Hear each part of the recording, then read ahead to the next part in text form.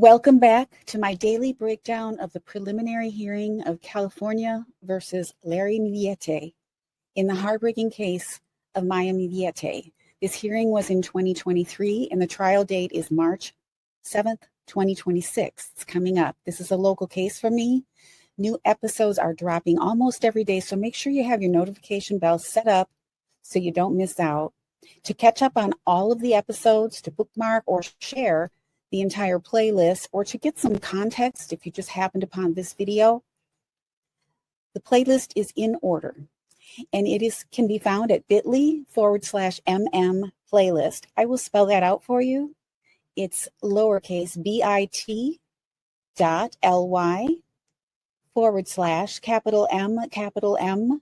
hyphen capital P lowercase LAYLIST.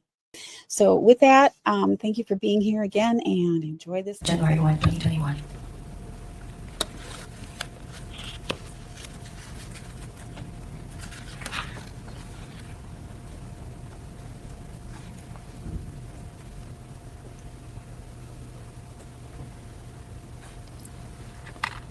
When Maya told you that she herself got good at lying, do you recall that? You testified earlier that she said that to you, that she got good at lying.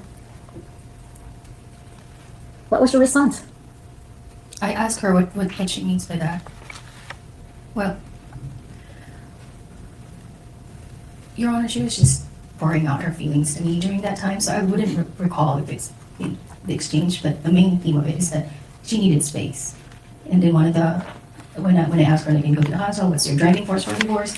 And she said, I don't want to keep lying in front of the kids, and that's not the exposure that I wanted to see growing up. Any time in the year 2020, do you know of any event wherein Miss Millete lied to you? Yes. Can you tell us about that? Objection calls for Yes. After she lied to you, did you then doubt what she was saying to you? Objection, relevance. Oh.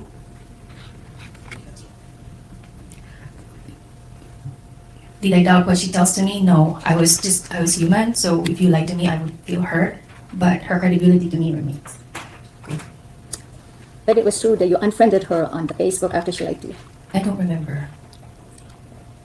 At any time after she left your house or apartment, did she admit to you that she was having an affair with a coworker? No.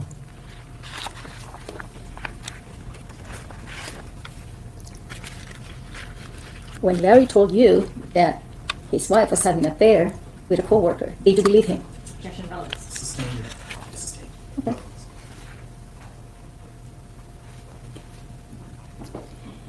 I want to ask you. She's just bopping all over the place, back and forth. These are things that she covered before. Maybe she's looking at her notes and saying, oh, I didn't get the answer I needed from that. I need to go back. But the way she pops all over the place, it's no wonder a witness would be frustrated and annoyed and confused about what she's even asking and why, what she's supposed to answer with these strange questions. I really applaud Genesis or anyone that's been on the stand. My heart goes out to Genesis, really, and I couldn't do it. There's just no way. If it were my sister-in-law, no way. About the spellcasters, when did you and Larry start talking about spellcasters? Was that after Miss Millete returned? So now we're jumping back to the spellcasters. No chronology here. It does not appear to have any kind of logic. The way that the questions were asked from the prosecution, it followed a timeline. It was easy to follow. There were a lot of details, but it followed a timeline, and she's just bopping all over the place, and I don't understand why. What do you guys think? Why would she do this? Is she trying to confuse and trap the witness to say something that she wants to get out of her? To their home? I believe so, yes. Do you remember what month? No. So how did that start? Larry texted me. And it would be in this text thread it would be in the text thread that you submitted. Can you recall the date without looking at the exhibits? That's hard to ask. Okay, Your Honor, can I just, I also have my own problems in life, so.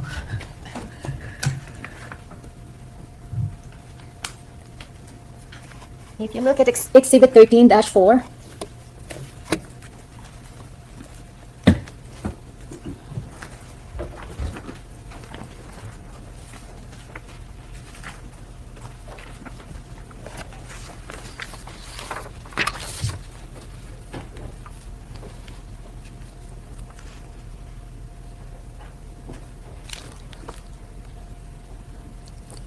You have a question? yes, she was still looking down, so I didn't know whether she was finished.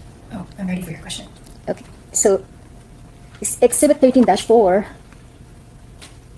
has a September 15, 2020 date in around 1934. That would be 7 o'clock in the evening. You recall that? Yes, according to this binder. Did Larry call you that time, or did he text you, or was it you that texted him? I remember that he texted me. I don't recall if we had a conversation, we might have. But usually at 7 o'clock, I'm busy with the kids for dinner. Okay. And prior to September 15, 2020, you and Mr. Millete did not discuss about spellcasters, if you can remember. I can't remember, so I believe it's this one, September 15. Do you recall discussing with Mr. Millete about your mother being a spellcaster or something in that nature? My mother is not. That's not relevant. Well, let me ask her, did you suggest to Mr. Millete about spellcasting? Absolutely not. I referred them to our church, to our pastor, that maybe they can help. Our pastor can help with their marriage. So I would never recommend spellcaster. When Can you imagine being on the stand and having an attorney suggest that your mother was performing witchcraft? I mean, this woman, Bonita, that's wild. Wild. To what end? To what end? Are you trying to blame that on Genesis, that this was somehow her idea? Not your clients? This is nuts. when Larry spoke to you about spellcasting, did he tell you how he came about trying to contact spellcasters? Pause what you're saying. Can you please repeat the No, question? no, she doesn't get to Oh, Okay. In September 15 of 2020, did Mr. Millete, as far as you can remember, did he consult with your pastor already or not? Objection has been answered. Sustained.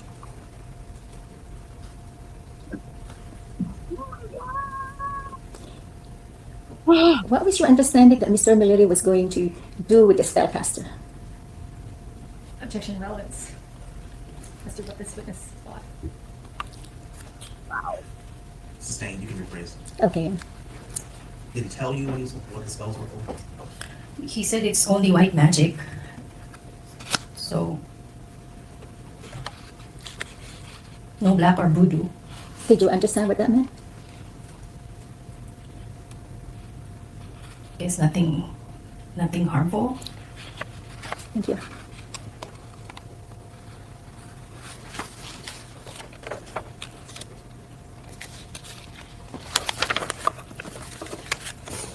Well, here comes the papers. You also discussed with Ms. Millete the white noise, characterized as white noise. And was it Mr. Millete who told you about the white noise, or was it Mrs. Millete? It was Larry. He texted me. And he shared that with you. Yes, he told me that May found the subliminals. Did you have an understanding of what was contained in the subliminals? I remember that we talked over the phone so he can explain it to me what it is. And he did explain it to you, Yes. and you understood it? He said it's a white noise. And how did he explain the white noise to you? I mean, in terms of, did he tell you what the messages were? I don't remember. He just told me what's a subliminal. Why was Ms. Millete offended or complaining about the white noise? Objection line of foundation. Sustained. Okay. False speculation. Both. Was it your understanding that Ms. Millete heard the subliminal messages? don't know. Larry told me she found the subliminals and that made me upset, very upset. And that's all you know about the subliminal. Yes, ma'am. You do not know the contents of the messages. Sustained.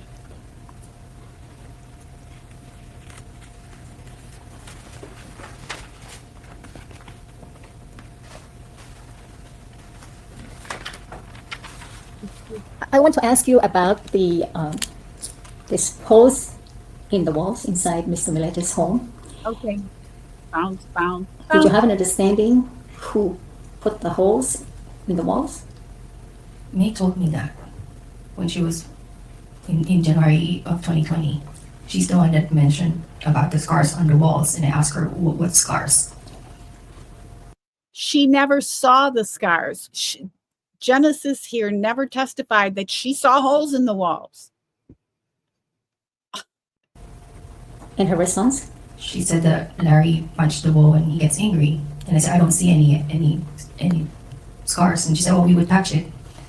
Did you see the patching? I didn't look for it. Okay. Did she say how many holes were made in the wall? No, Oh, goodness. Did she say which wall? no. And was she afraid of Larry because of those scars? She was more sad. She was just really, really sad. Was she afraid of Larry's because of those scars? Well, no, she would have been afraid of Larry because of the punching, not the scars. Come on, lady. What kind of questions are these? Oh, wow. I hope this is wrapping up pretty soon because Dawn has started to lose it. I'm going to get myself back together here, but oh my gosh.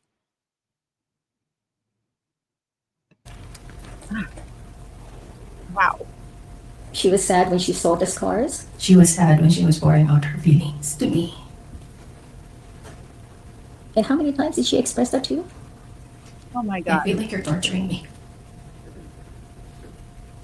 I have explained to you in January of 2020. Yeah, can we take a recess? If you don't need words, She's laughing. Bonita Martinez is laughing. The witness just said, I feel like you're torturing me. And the lawyer laughs. Step back, Bonita. Do some soul searching here. Think about what you're doing. Do I think I would say that on the stand? No, not necessarily, but she did, and she's entitled to her feelings. She is one of the survivors, one of the victims with this great loss, and Bonita is laughing. I wish the camera would have captured that. I'm not going to let this go on much further. It's on this over.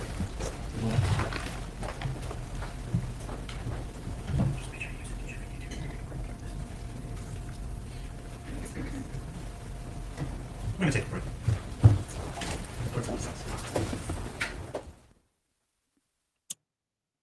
Rightfully so. And if I'm not mistaken, this is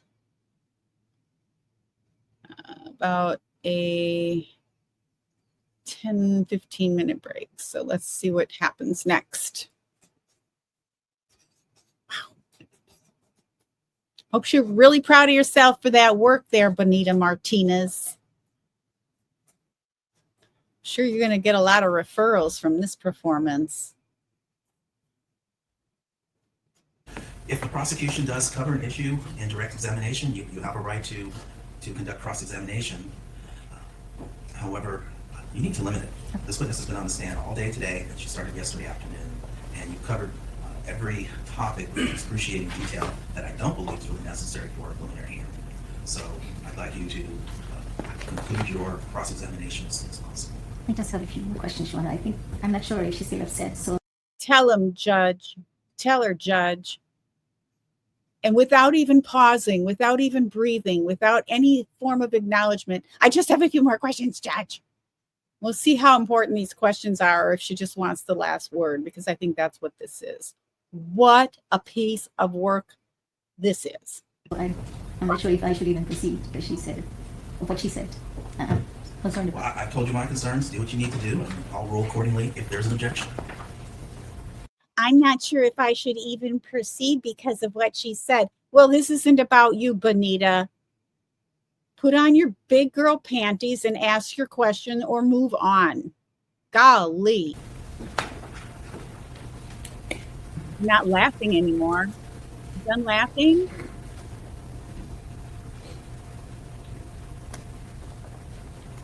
And let's just talk about Larry here, because Larry really leaned on Genesis. He was really, of all the family members, he seemed to have leaned on her the most.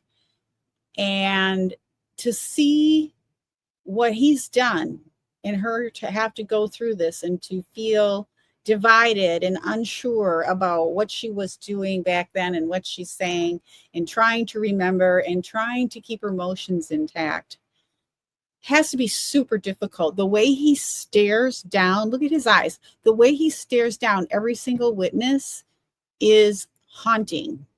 It'll be interesting to see him in the courtroom. It's very odd. I'm sure the mask contributes to that because all you can see are his eyes. But I would think if it were me, I would feel a little shame. My eyes would be lowered. I don't know that I would be staring at my former sister-in-law in this way.